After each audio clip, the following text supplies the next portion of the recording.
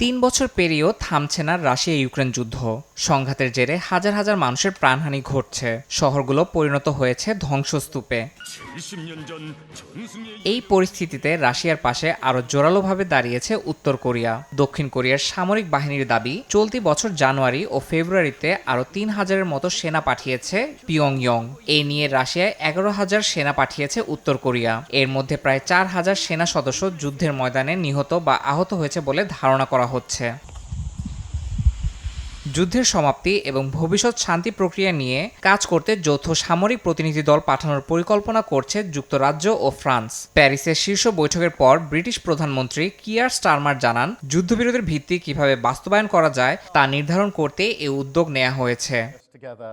ইয়াসিন মোহাম্মদ জিসান, সময় সংবাদ।